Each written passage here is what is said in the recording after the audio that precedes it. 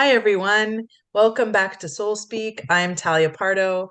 I'm an editor. I'm a life coach. I'm the founder of the Wisdom Well, which is a support group of feminine wisdom and feminine connection. And I'm also the host of Soul Speak. I'm so pleased to have here today Debbie Sipowicz. She's just this beautiful soul. I just have to say that right up front. I get such a wonderful energy from you. Debbie is an experienced messaging strategist and done-for-you copywriter. She specializes in helping heartfelt solopreneurs discover how to sell their offers in a way that feels 100% authentic. As a lifelong entrepreneur and avid student of consciousness, Debbie markets with soul. Her superpower is translating vague ideas into a powerful marketing message that feels aligned and gets results. That's really incredible. And I have to tell you, I'm so happy to have you on because you're different. Everybody's unique. All my guests have been unique, but you're different in that most of my guests have been coaches in the healing process and spiritual awakening or different healing modalities. And so I was so excited when you contacted me about being on the show because we integrate that, or we try to integrate that into kind of everyday practical life. And the work you do, at first I was like, how are we going to connect this? But I really understand what you do because you're taking the practicality of trying to find the right words to express yourself and what you do. And you're, as far as I see, and you'll of course tell us so much more about what you do, but and you help the person's true calling and true vision come through, because we are not all blessed with the eloquence or the vocabulary to express ourselves in the way that will resonate with others, right? We'll know it inside, but to get it out there is always a different story. So tell us how you got started as a copy editor. Like that even start for you? Well, first of all, thanks so much for having me. I'm super honored to be here. Big fan of your podcast and love your Thank energy as you. well. And I really think of business as a healing modality. So it's so maybe we can get into that. But Yeah. I love yes, I'm a digital marketer, done for you copywriter, but more than that, Copywriter, sorry. I really think of myself as somebody who markets with heart. And I just think of marketing as something that gets a bad rap especially in the conscious community. It's like viewed as a necessary evil or something that could feel super draining as a solopreneur, and totally get that. But at the same time, what I know to be true is that it can be as natural as breathing and super enjoyable when you're in alignment with it. And like everything else, it's all about energy. I'm sure we'll get into that in this call. But so how I got here, I just like to think of where I am today as this convergence really of two really distinct parts of my life. I feel like I spent the first half in this, living from my head, the doing everything, in the hustle kind of place, and this second half of my life really living from my heart, slowing down, living in a much more centered way. And as a young person, I was like this classic overachiever, doing all the things in business life, all of it. But it really culminated when I was 26, because two colleagues and myself decided to start a Silicon Valley startup company. And so the three of us grew this company from just three of us to a 65-person company in just over 6 years. So yeah, that means by the time I was 32, I was co-running a fairly large company. And Sure. Sidebar, now that I have a 25 or 24-year-old, I can look back and see what a crazy life that was. But that experience really kind of set the bar for my career, because I've been in the startup world ever since. It's where I learned so much about all things required to start a business. And not besides the skill set, it was really just getting comfortable making it up as you go along, getting comfortable being uncomfortable. But I also really, I feel like that was the point where it really like got embedded in me, this idea that to be successful in business, in a startup, it requires a 24/7 hustle. And that's how I lived. It was great fun, honestly, for a while, but I would say right up until it wasn't. And that's, Mm. that kind of middle point in my journey where it all came 6-7 years in, where it all came crashing down. Like I had, my relationship was failing. I had a major health crisis. And at that point, I like had no choice but to do something differently, because I couldn't keep up that frenetic pace. And honestly, life as I knew it had changed. And I was like forced into some deep Mm. introspection, and really the turning point for me in so many ways. But for like so many of us who use our traumas as a path to healing, as a path to spirituality, and a path to starting a conscious business, that's what Mm.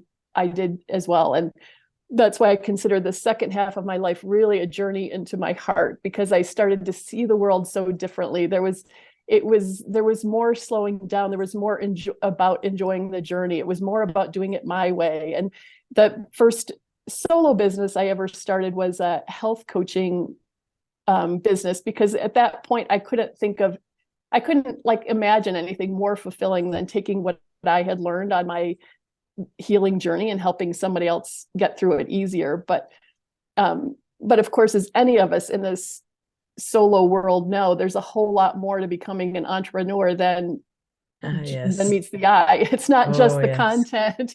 It's not just knowing your stuff or being the expert. It's you've got to know how to get your work out there so that others can find you in order to make the impact you want to make. And so it wasn't long before I kind of gravitated back into marketing, because it's what I loved. It's where my skill set was. And more than that, I could really see that there was this huge gap in the marketplace among the conscious community, because Mm. marketing was still being taught in that kind of hustle way. And I felt like I was meeting all these extraordinary women who were fabulous healers, coaches, but they didn't have the marketing know-how in the online space needed to create and sell offers. And they also had a major aversion to hustle mentality and the standard bro marketing kind of Mm. tactics. So that's what I did. I just started coaching or started teaching or marketing with healers and coaches focused in a much more aligned, heart-centered way. And it just kind of grew from there. So long story, but that's basically why I feel like I have these two really important parts. I know I just like the practical skills and the spiritual side of it. And you really came through it the hard way, but I question myself because everyone I speak to, right, and myself included, we go through in our own way the different trials that lead us to our awakenings. And I really question if it's even possible to have a spiritual awakening without some massive trauma or breakdown, something that trips Totally. us, and like the tower card and tower, it's just that knocks us Mm-hmm. down completely and forces us to see things differently. I don't know that I've spoken to anyone who actually has had a different experience, that has had the Yeah. easy, Mm-hmm. the easy, smooth way. But do you think that that hustle, that approach, it comes from, I was thinking about this as you were speaking, like our parents' generation, life was seen, at least how it's kind of been portrayed, in that there was the one income household most of the time, right? Where you had the same job for 30 or 40 years, went to work, came home, mother was home taking care of things. And it slowly, like almost like a frog in boiling water, slowly started to change, where it took more work to get by, more work to support a family, more work to build what you needed, until it became the norm, and this is just what it takes. Whereas before, it didn't necessarily take that. And I'm not trying to, whitewash or glorify any of the difficulties of previous decades, because there definitely were for many people, but just that image that we have. And I think that we've come to a place that's very masculine energy of go, go, go. And I think when we have that energy when we're young, because we all have, those high, we can do it, and we want to, and we have to, and we Mm-hmm. have no concept of what impact that's going to have on us later. And that's what brings most of us, and women in particular, to that crash, because our bodies physically can't go on at that level, right? Especially like, it makes me wonder, do men have the same kinds of crashes, because we're the ones, like, our bodies take the trauma of having children, raising children, managing all of that and the work. Our hormones are much more are much more vulnerable to that kind of um, damage, I guess, or collapse. And then we just collapse. So yeah.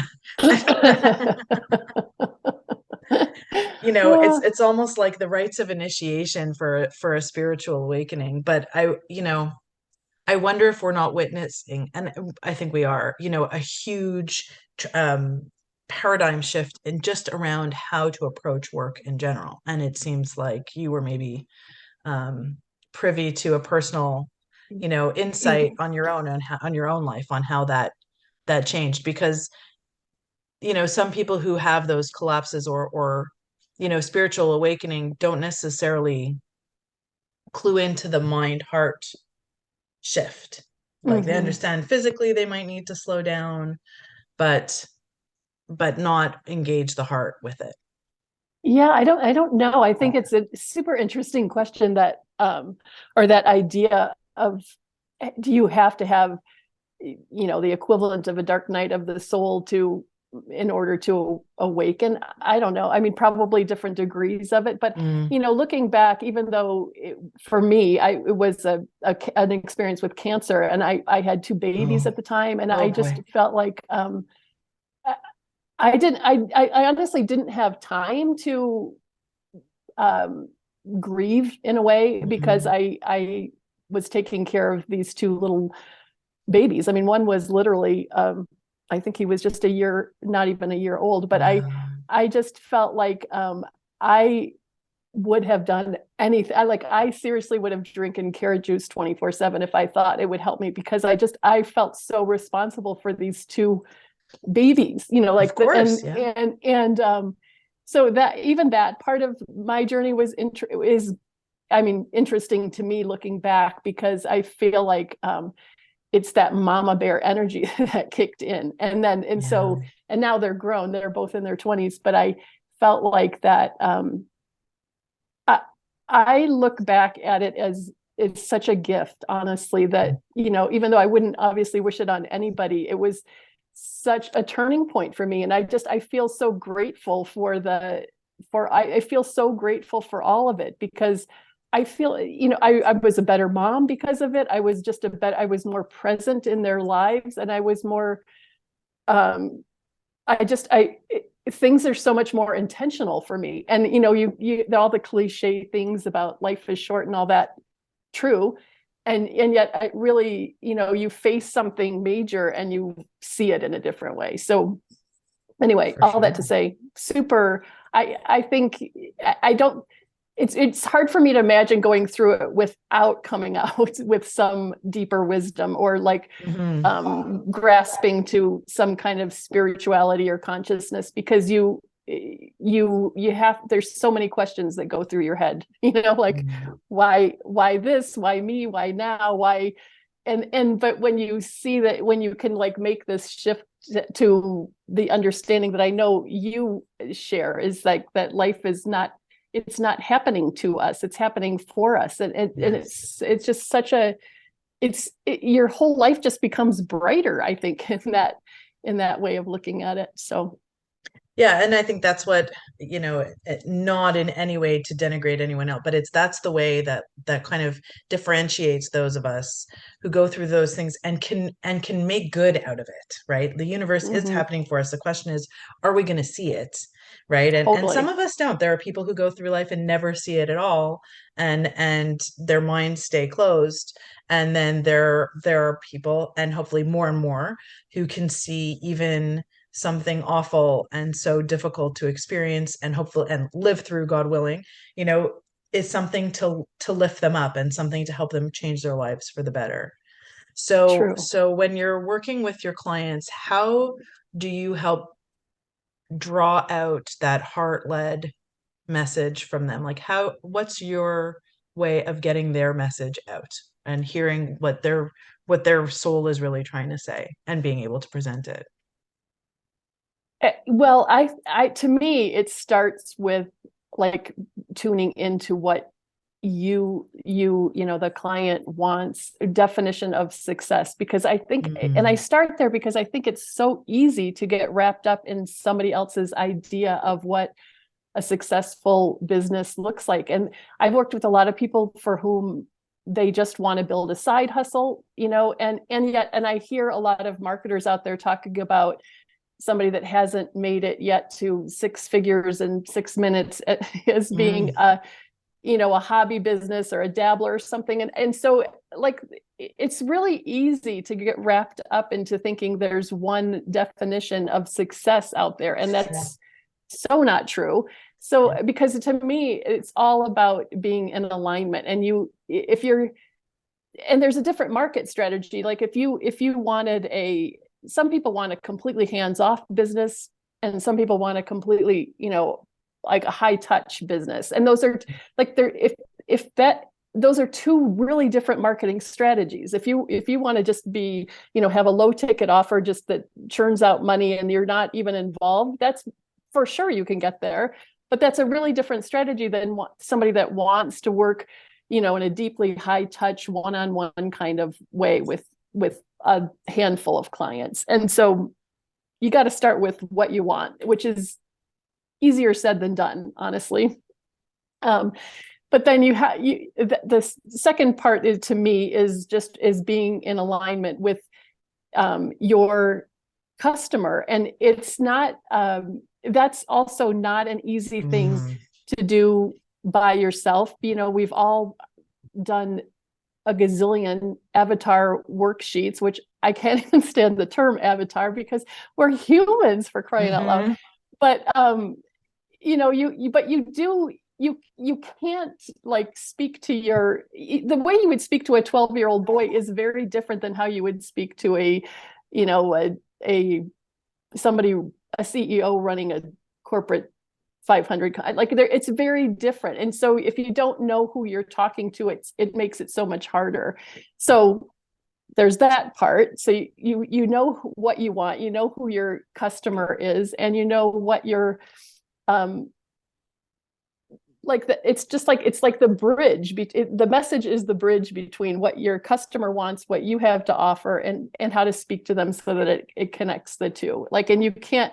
It's not just about filling in templates. I guess that's what comes to mind for me, because a lot of people that I've worked with, they've had trouble trying to market via templates, and templates can be great. They can be a great place to start. But if you don't feel it, like it's, as we all know, everything is energy. And if you don't feel the energy in your message, it just doesn't, you can't just, what comes to mind for me are these elevator speeches where if, somebody asks you what you do and you pick up the piece of paper and read from it, it just doesn't have the same energy as somebody that just really knows it in their body. It's like that full embodiment is what I go for when I work with somebody to get their message out there. It doesn't matter what the message is. It's like, can you be so crazy excited about sharing it that people want to listen, So I don't know if that answered your question, but it absolutely does, because well, first of all, what I was going to say is it's you're coaching people too, because very often people don't know what they want, right? They can say one thing, but really it doesn't. And I remember, when I was a librarian, that was like the big thing they taught us was like the reference question, because somebody could come in asking you for one thing. It's really not what they're looking for.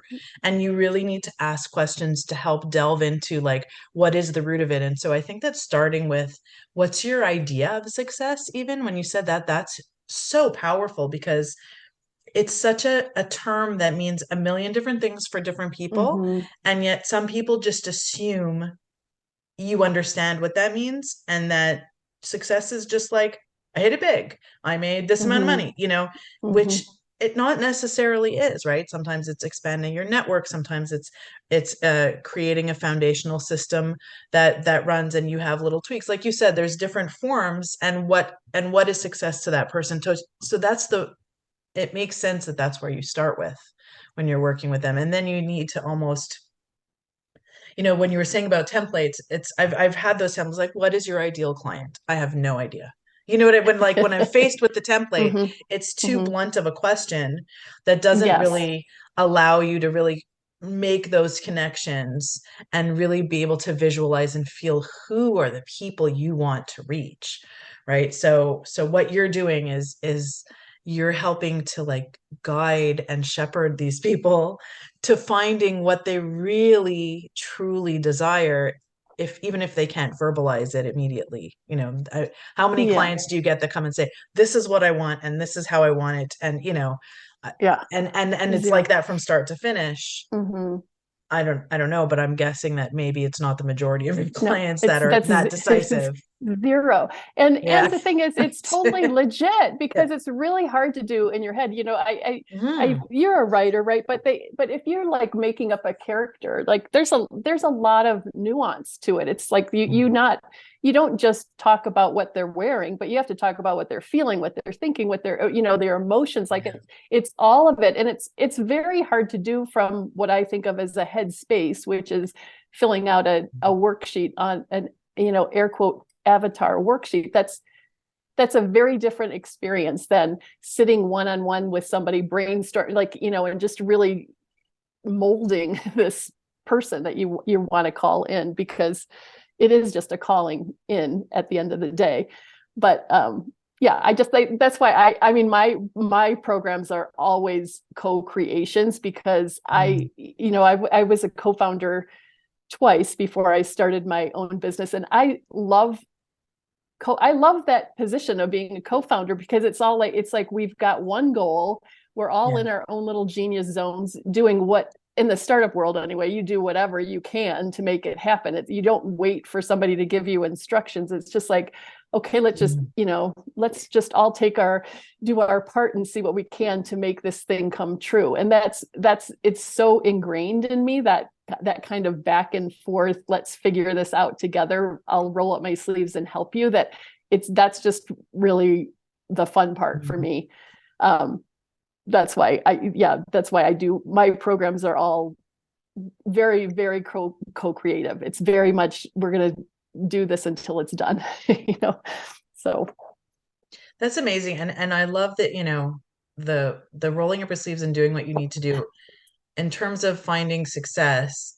It also needs to incorporate, I would think, right, the balance of failure, right? Like everything you for try, out of sure. everything you tried, there's a percentage that isn't going to go the way you want, or bring you the results you want, and that's the learning process too of what would be your top three. I'm going to put you on the spot a bit. What would be your top three pieces of advice for someone with a startup who's looking to start something new? Wait, what are they looking to start? Oh, right. Because, well, yeah, that changes things. Um, that's a good thing. With a startup, now I'm on the spot.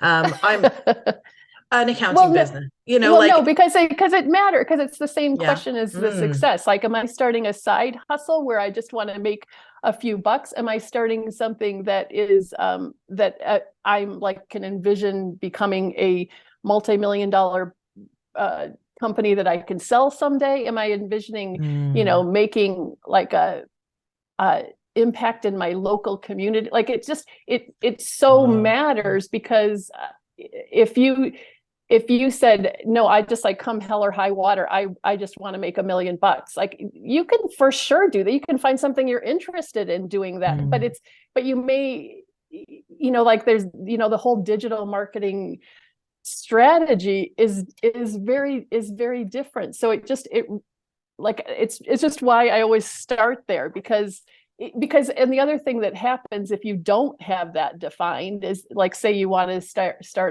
a side hustle coaching business, low key, but you don't know how to start.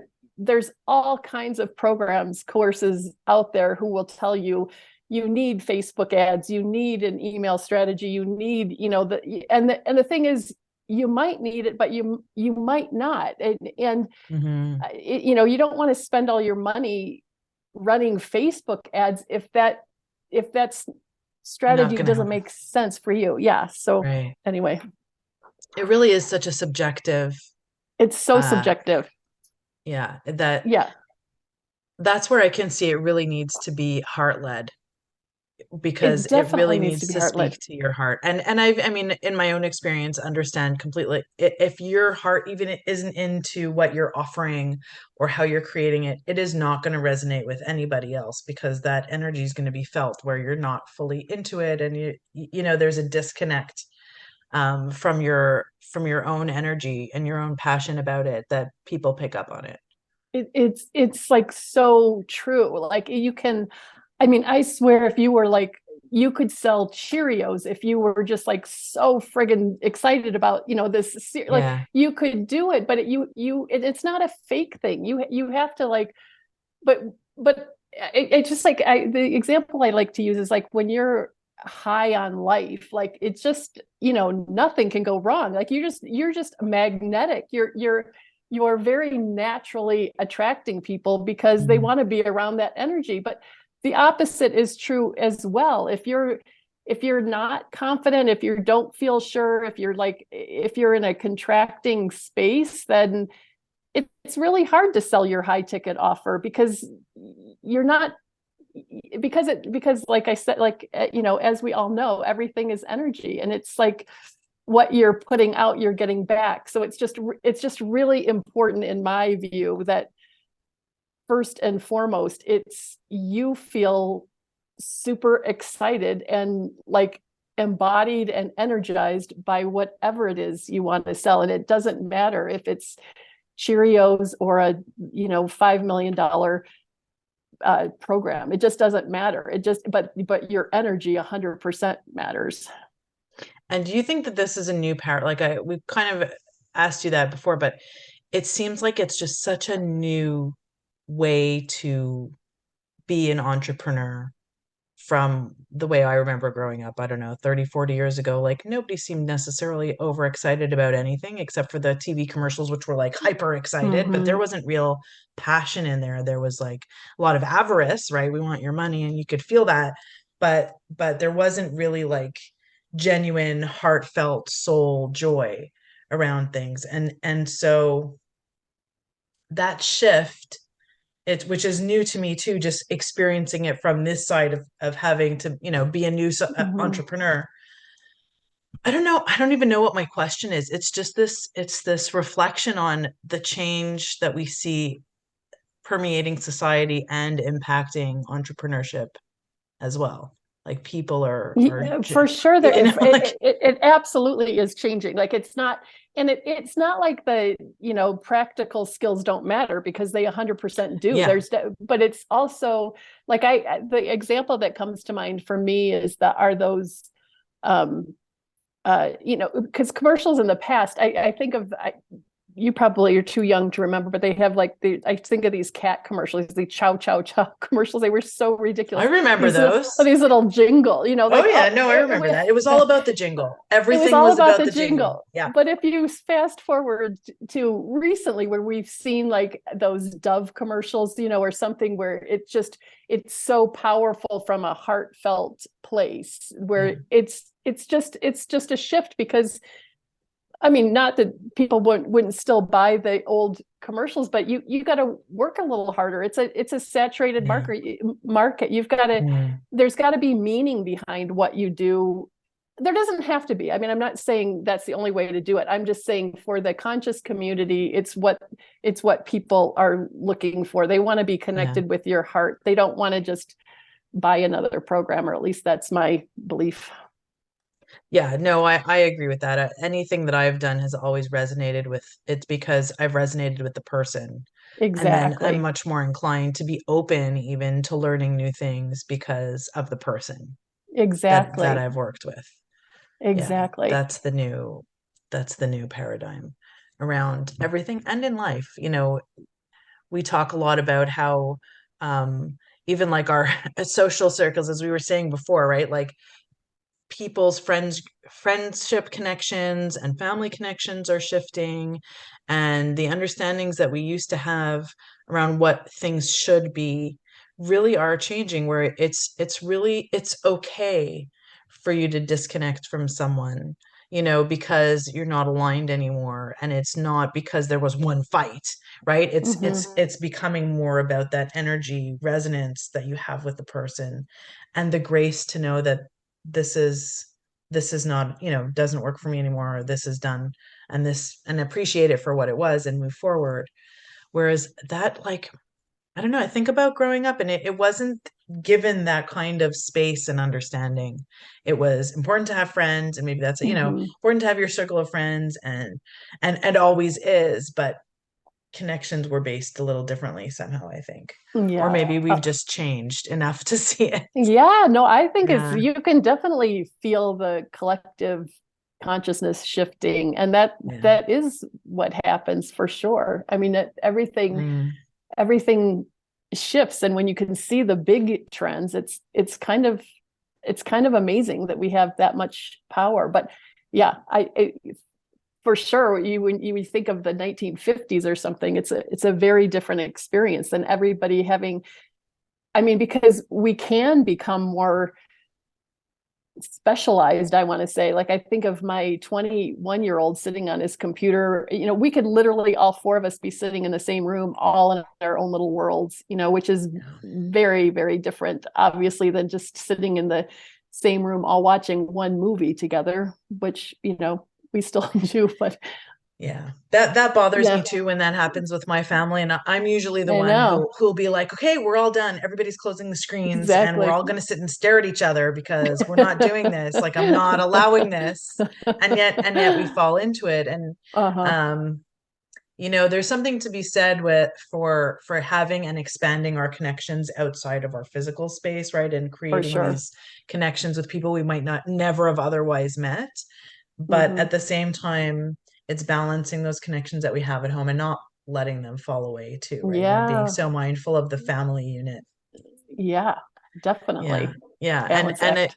it feels like, so when you said trends, like that resonated because um we could easily say, like, well, it's kind of a natural factor of getting older and different life stages, where we were more selective or more definitive over the kinds of friendships we want and the kinds of connections we have.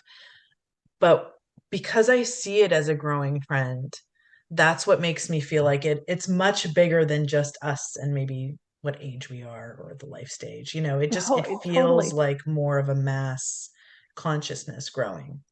Yeah, but I like the way you put it too, where it's not, I mean, for sure we can grieve that things aren't the way they used to, but to Mm, be, or that connections are changing or whatever. But I do think there is huge upside in. I mean, I never obviously would have met you. Like, I just, like, mm, there's so many people that I feel like I know, even though I've never met them necessarily in person. But I do feel like there's, I mean, because it's easy to, like, uh like, criticize, I want to say, social media or something, but there mm. definitely are a lot of gifts in it as well. And I just feel like that's always been true in life. There's things that go away and new things that show up. And I'm just like, I'm trying to, like, have some gratitude for the gifts in it, because I I there definitely are a lot of gifts in being connected with people online, even though I definitely, like you, miss the personal one-on-one time too. Yeah, I mean, and it's about, I think, recognizing, I like how you said that, was it's there's no black and white. There's very little black and Mm-hmm. white about things in life. There's good and bad in everything. And so to completely demonize and, say it's 1,000,000% bad and we should avoid it entirely, it's no. We can go in knowing the risks, or Yeah, the trends to like sliding. Yes, be aware, have an awareness, and yet make sure that the good points are what the benefit, like, we experience the benefits out of it instead of totally. sliding into the negative, and that's for everything in life. It's very hard to, I really try to teach my kids that too, that, let's For try to sure. see the good in what happened, or even if this is good, just kind of like not to just pay attention to this little part here, and be Uh-huh. wary, and don't let it ruin the benefit, like the enjoyment of it, but just keep an eye out on that. So It's a true. two-way thing. And that balance and that duality, I think, is what's so important to recognize. And it's so, especially today, in so many different worlds. And I don't even want us to get into politics, but in the sense of like everything is becoming polarized. Like everything is Totally. either good or bad. If you think this, it's good. If you think that, Yeah. it's bad.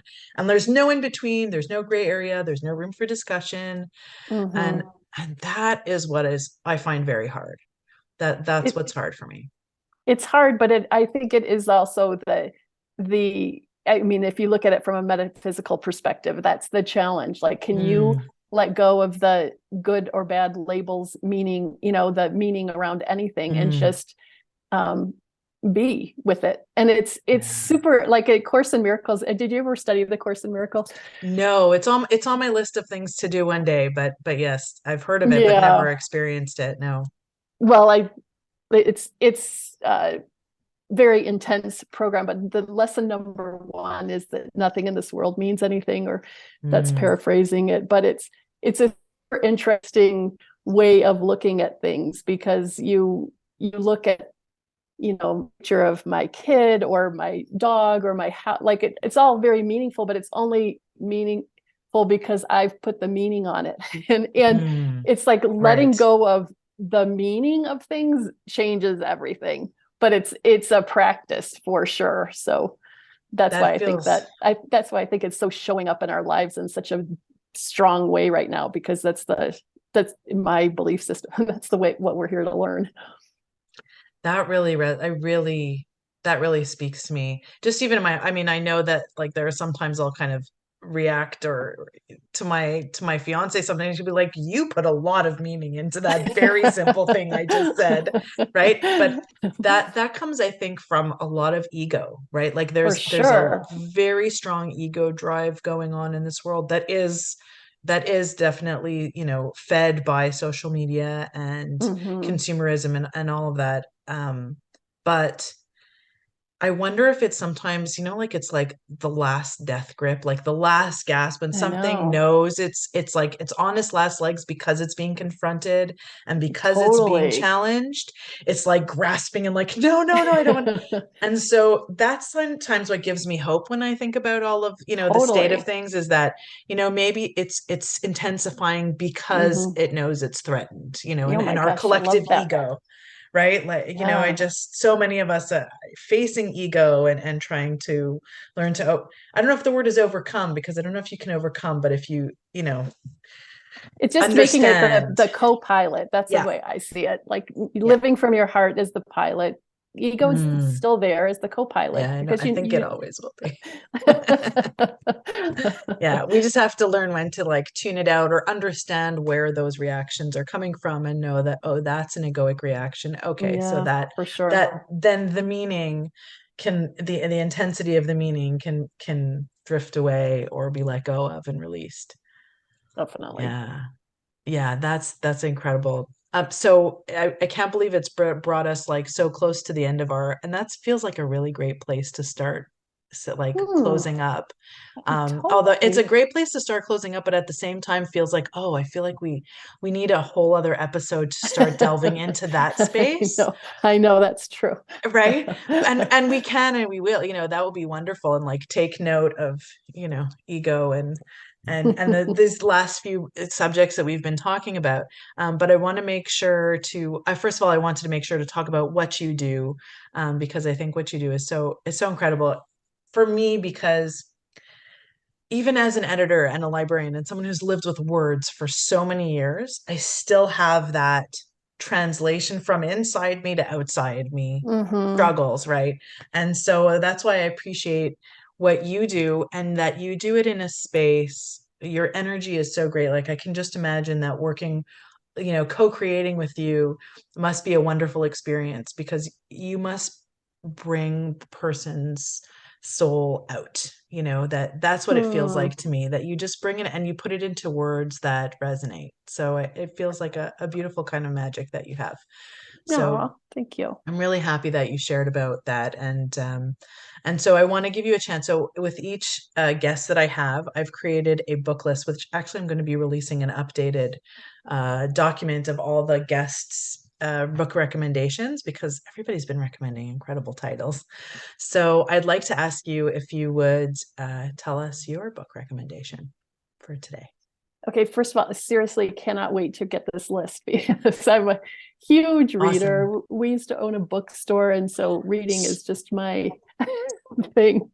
That was my dream. I know. We have so much to talk about. I know, but Yeah. so it was very hard for me to choose, but I chose this book because it's one I read twice, listened to once, and I read it way back when I was in this turning point. It's called Infinite Self, 33 Steps to Reclaiming Your Inner Power by Stuart Wilde. But I loved this book because it's really basically, he goes from, these steps are all about teaching you to go from an ego-centered life to a spiritually centered life. And he's very irreverent. He doesn't take himself too seriously. And yet he's been experimenting rather with consciousness his whole life. So he has a ton of wisdom to share. And I have since read all his books, but it's definitely not the most popular book, but it's just one that, you wanted a book that was somehow significant in my life. And for sure that was one of them. No, I want titles that are significant to our speakers so that our audience who's looking up, maybe might go look up one of the recommendations, right? We'll also get a connection with you or our guests, right? Of like, this is what spoke to that person, and I don't necessarily, some of the books that have been recommended are, global bestsellers that have, been out for 30 years, and some are books that I've never even heard of. And that's great because there's a wild variety, and it gives the opportunity for the titles that may be less well known to get a little bit more push and awareness and visibility. So I appreciate that. And I put a lot of the titles on my list, my own reading list too. So that's one that's gonna go on. Yes, I need the list. Oh yeah, no, I'll be sharing that definitely. I'll probably have it together by January. So I'll be sending it out. Perfect. I will share it with you. Yeah. That's my little way of staying connected also with my it's own such a great idea. Love. And it's so much fun. I need the site. So the site that I post the books on is called bookshop.org, and they support independent booksellers. So basically, if you order a book through them, they will send the order to an independent bookseller closest to you. Geographically. And I think that's a wonderful idea. I love it. They're only in the States. So I'm still doing it, even though I'm in Canada, because I'm kind of hoping that one day they'll eventually move up north. But in any case, it's still wonderful to support independent booksellers anywhere. Oh my gosh. Yeah. I will say, as an independent bookstore owner, former. So I know you'd appreciate super gratitude. Yeah. Yeah, I'll send you the link for it after in any case. But yeah, so that's wonderful. And thank you so much for that title. And thank you so much for this conversation. This has been really enlightening because, for me personally, and I do these episodes because I love to learn and I love to speak to new people and I love to have conversations. And the perk is that I also benefit from learning, like we share it with the audience, but for me too. And it's great to hear the insights on an entrepreneurial side about marketing and how to take, your passion and make it a practical, in terms of creating the business you want, having it speak to customers and to grow your base and to increase your network. Like those two things don't, or, they're not intuitively necessarily always aligned or connected, right? And you're that bridge, I think, that helps people bring their joy into sharing it with others and having it clear. And I feel like that might be another word, because it feels like you bring clarity to what people are trying to do, or at least share. It's not just, I want to sell this t-shirt. It's, here's what I want to do and why, and who do I want to speak to. Yes, so So that's a great way to sum it up. Yeah, I so enjoyed being here. Love talking to you thank you. always, and really appreciate the opportunity. Thank you. Thank you so much. This is wonderful. I hope we'll do this again soon. Yeah, me too. Thank you. Take care. Have a wonderful day. You too.